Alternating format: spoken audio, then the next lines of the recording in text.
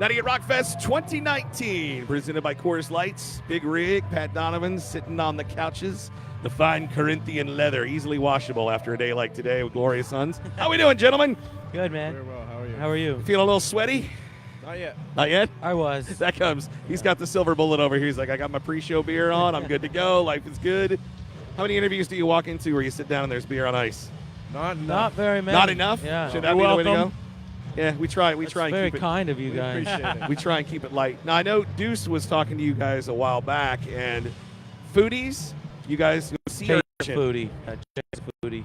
Do- Yeah, I guess so. Yeah, a little. I mean, what's the weirdest thing you've ever had to stomach that you can remember backstage, besides the sweaty cheddar and all the weirdness that comes with backstage food? Something that was just intolerable. What the hell is sweaty cheddar? never It's when you leave cheese out for too long and Yeah. it gets real wet and gross. It's disgusting. glistening? Is Yeah. what I call it. Sweaty cheddar is what that is. Disturbing. I don't know that we've ever had to stomach any kind of weird food backstage. I don't know. I actually can't even really answer that question if I'm dead honest with you. Well, that's not bad. You put something in front of me and I'll eat it. Like I want to try everything in the world. you Well, know? I know. I think the one food mentioned somebody, it was sea urchin is what it was. They wanted to try sea urchin, and I'm like, I've only seen it on a plate, and it looked like a booger, and I was told it could kill me if it wasn't done right. So I think I'm good on that food lottery. It can kill you. Yeah, if it's not properly, I guess, washed and cleaned and everything else, it could be deadly too. Well, I don't want to die. No, me neither. I'm like, anytime I'm playing lottery with my food, I think I'm good. So listen, I know the newest album is a lot about growing up for you guys, so that must have been a lot of fun to go back and relive a lot of those moments as you wrote this thing, right? Yeah, I mean, it was. We had like a 3 or 4 year break between albums, and we were constantly on the road touring. And you come home for a month, 2 months at a time, try to get your bearings at home, and you get ripped right back out again. And I think that led to a lot of excessive behavior. And those were the songs that came out during that period of time. It was kind of trying to come to terms with, who you were and your actions throughout that period of time, which, I mean, Probably not great to relive. But it made great music. It's not all bad. I think, sometimes I want people to approach listening to the album with just as much humor as there is sadness in it, because it's funny too. That shit happens, man. Right. It's supposed to be fun. Well, and that's the thing, too, because whenever we started playing SOS, and a lot of people some people comprehend lyrics, other people just get offended by it. Yeah. So you always have that weird 50-50 cycle. The people who aren't offended typically just don't say anything because they enjoy it. They don't want to bitch about it. But then you have people who just can't stop. I mean, did you guys get any kind of social pushback? There was people calling into some radio stations and stuff, but it's happening. Right. So if it's It's happening life. all around us, why the hell aren't we talking about it? Yeah. I mean, I can't understand those people, and there's more and more of them in this world than ever. Do you love it? Do you love it as much as we do? Because I know we go out of our way to piss people off, and when we get those reactions, I know for me, I'm like, yeah. You're doing so, but it's being socially conscious of a serious problem. Yeah. And it's the only way to get people's attention, it seems like, anymore. If you don't grab them and shake them a little, they're like, Well, I think the people that are complaining don't understand the song at all.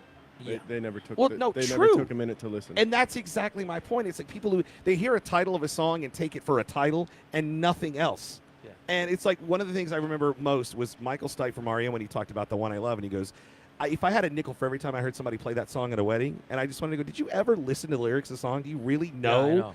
It's not a love song, man. It's Yeah. it's like, listen, there's more to it. Yeah, I mean, it is what it is, and if you're gonna be offended by everything, I don't really want you listening to my music, anyways. Now, something that I was reading about, you talked about when you guys worked on this most recent record. So you had 3 guys, 3 different producers, Yeah. who kind of helped you into writing about your personal experience, because it's got to be kind of difficult because Yeah. you try and figure out what you want to share, what you don't want to share, and it wasn't one of those share everything, don't worry about it. Well, it was more like Brett is always really good about sharing everything, but he's not, like, his songs are more acoustic, so it's like country ballad, and these guys Right. were like, all right, well, this is actually this, and from They opened up the world that it could fit in. the that band's, Right. the band's perspective was like, we can't write a rock song to this. But they're like, dudes, you're just not looking at it from the right angle.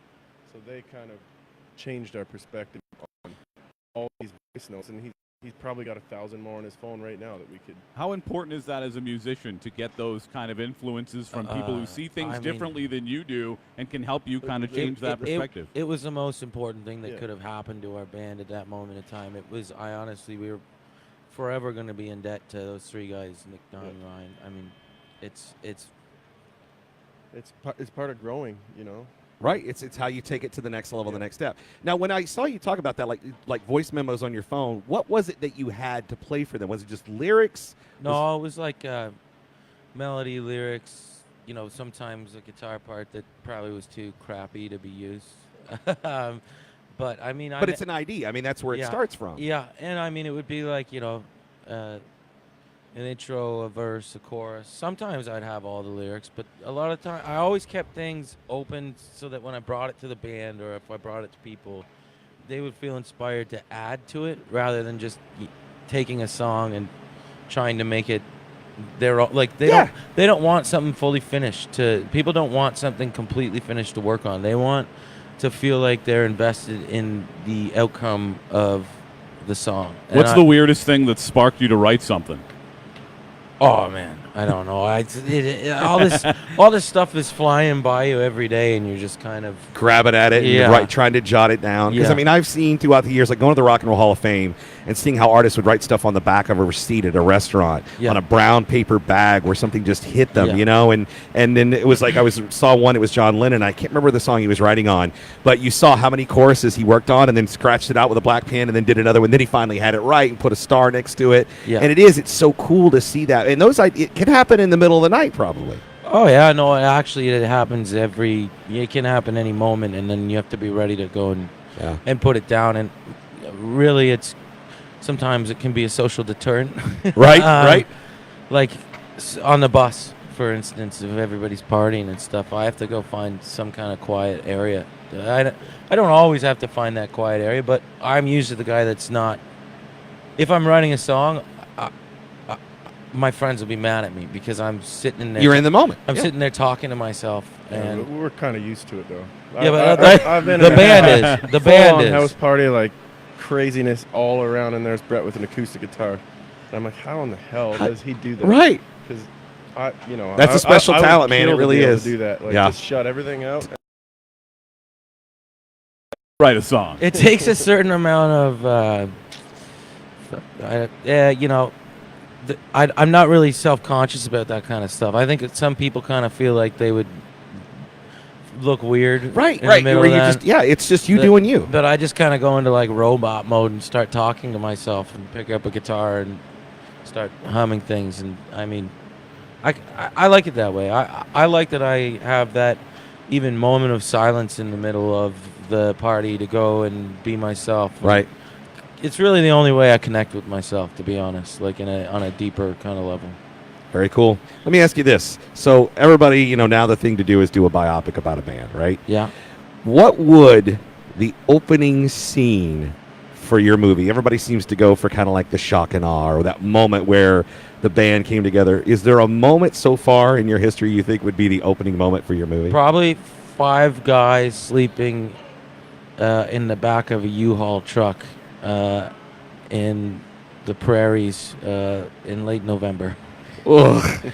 Yeah. Ugh. Sounds cold. Yeah, I think that kind of like even kind of it also kind of like resembles the band perfectly. Like we nothing stops us. Right. Well, that's the thing. You go through hell to get to the greatness, and you keep finding ways to keep getting to that next level. Yeah. Who's playing you guys? What's that? Who's playing you guys? What star who would be you? Who would be in your role? Who do you think? I don't know. I'm going to be honest. Just sitting here looking at you like this, if you put long hair on him, I could see a younger Matt Damon doing you. Right. I could see a younger Matt Damon. I mean, I love Matt Damon. Jay might be Ben Affleck, actually. Ben Affleck could probably play Jay. I can see it. I think Ben's too stiff. I don't know. This guy looks like he's having a good time. Ben's a little stiff. I'm a huge fan of Ben. I'm a big fan of Ben. Ben, personal struggles. Yes. And I applaud him for fucking keeping the compass and continuing through and The doing a last great job. time when I was great director. up in Boston, so Sam Adams, Jim Cook used to have a festival every year, right? So we would go up. He would invite all the Bostonians in to hang out. So Matt Damon showed up. That weekend was the weekend that Ben checked himself into rehab for the first time. Really? And they were so like, hey, man, don't ask. I'm like, I'm not going to ask any questions about that. Number No. one, it has nothing to do with Matt. Number two, good for him. I mean, if he needs help, get help, Yeah. you know? Yeah. But everybody was so freaked out about the whole thing. And I'm like, we had no idea. I'm like, well, most people don't really wear a badge on their forehead that says I have a drinking problem and I'm you know what I mean? Yeah. You don't know. It's I mean, functioning it- alcoholics or Again, drug addicts. It happens Yeah. all around us. I mean, it's not that.